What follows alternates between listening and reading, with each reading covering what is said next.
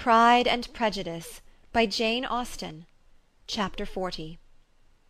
Elizabeth's impatience to acquaint Jane with what had happened could no longer be overcome, and at length, resolving to suppress every particular in which her sister was concerned, and preparing her to be surprised, she related to her the next morning the chief of the scene between Mr. Darcy and herself.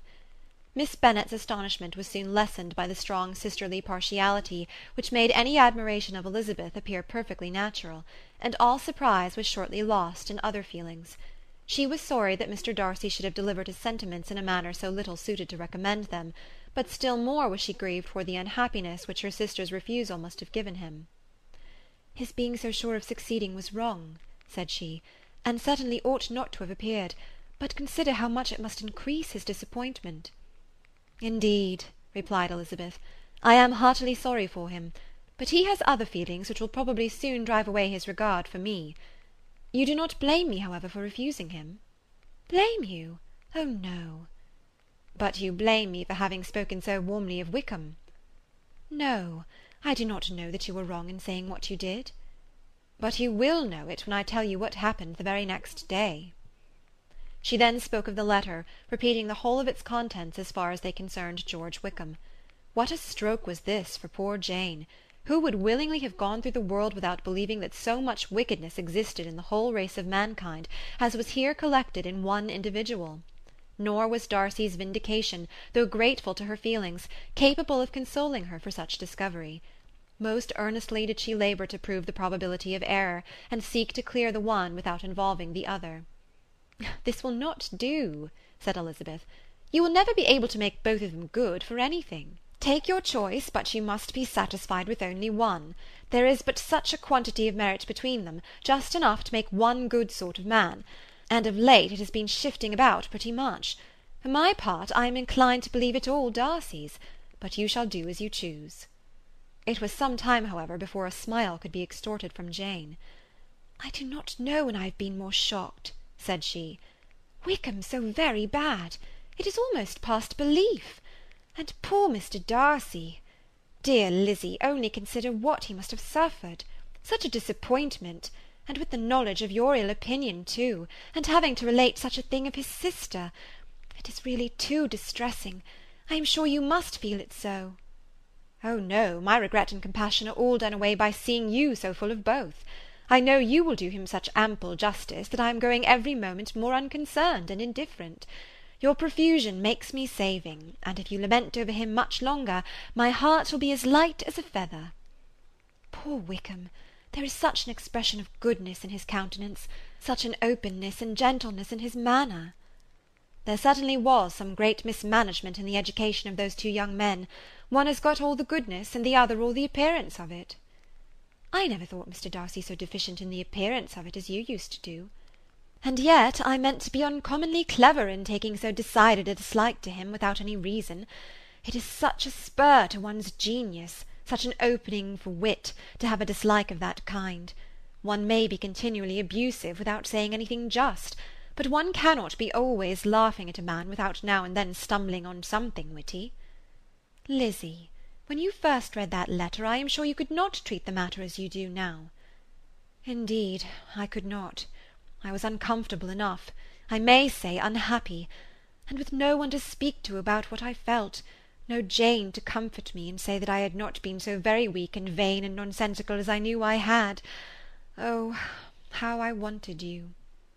"How unfortunate that you should have used so very strong expressions in speaking of Wickham to Mr. Darcy, for now they do appear so wholly undeserved." "Certainly. But the misfortune of speaking with bitterness is a most natural consequence of the prejudices I had been encouraging. There is one point on which I want your advice. I want to be told whether I ought, or ought not, to make our acquaintance in general understand Wickham's character." Miss Bennet paused a little, and then replied, "Surely there can be no occasion for exposing him so dreadfully. What is your opinion?" "That it ought not to be attempted. Mr. Darcy has not authorized me to make his communication public. On the contrary, every particular relative to his sister was meant to be kept as much as possible to myself, and if I endeavour to undeceive people as to the rest of his conduct, who will believe me? The general prejudice against Mr. Darcy is so violent that it would be the death of half the good people in Meryton to attempt to place him in an amiable light. I am not equal to it. Wickham will soon be gone, and therefore it will not signify to anyone here what he really is. Some time hence it will all be found out, and then we may laugh at their stupidity in not knowing it before. At present I will say nothing about it. You are quite right. To have his errors made public might ruin him for ever. He is now perhaps sorry for what he has done, and anxious to re-establish a character. We must not make him desperate. The tumult of Elizabeth's mind was allayed by this conversation. She had got rid of 2 of the secrets which had weighed on her for a fortnight, and was certain of a willing listener in Jane, whenever she might wish to talk again of either. But there was still something lurking behind, of which prudence forbade the disclosure. She dared not relate the other half of Mr. Darcy's letter, nor explain to her sister how sincerely she had been valued by her friend. Here was knowledge in which no one could partake, and she was sensible that nothing less than a perfect understanding between the parties could justify her in throwing off this last encumbrance of mystery. "And then," said she, "if that very improbable event should ever take place, I shall merely be able to tell what Bingley may tell in a much more agreeable manner himself. The liberty of communication cannot be mine till it has lost all its value." She was now, on being settled at home, at leisure to observe the real state of her sister's spirits. Jane was not happy. She still cherished a very tender affection for Bingley.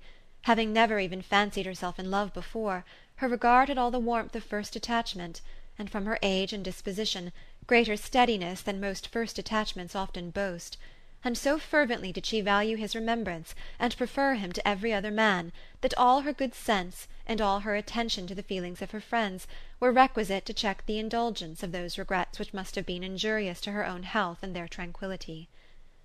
"Well, Lizzy," said Mrs. Bennet one day, "what is your opinion now of this sad business of Jane's? For my part, I am determined never to speak of it again to anybody. I told my sister Phillips so the other day, but I cannot find out that Jane saw anything of him in London. Well, he is a very undeserving young man, and I do not suppose there's the least chance in the world of her ever getting him now. There is no talk of him coming to Netherfield again in the summer, and I have inquired of everybody, too, who is likely to know." "I do not believe he will ever live at Netherfield any more." "Oh, well, it is just as he chooses. Nobody wants him to come. Though I shall always say he used my daughter extremely ill, and if I was her I would not have put up with it. Well, my comfort is, I am sure Jane will die of a broken heart, and then he will be sorry for what he has done." But Elizabeth could not receive comfort from any such expectation, and she made no answer. "Well, Lizzy," continued her mother soon afterwards, "so the Collinses live very comfortable, do they? Well, well, I only hope it will last. And what sort of table do they keep? Charlotte is an excellent manager, I dare say. If she is half as sharp as her mother, she is saving enough. There is nothing extravagant in their housekeeping, I dare say." "No, nothing at all." "A great deal of good management, depend upon it.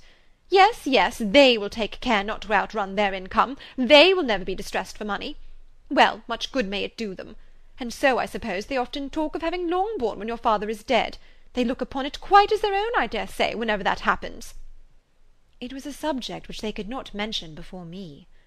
"No, it would have been strange if they had, but I make no doubt they often talk of it between themselves. Well, if they can be easy with an estate that is not lawfully their own, so much the better. I should be ashamed of having one that was only entailed on me." Chapter 40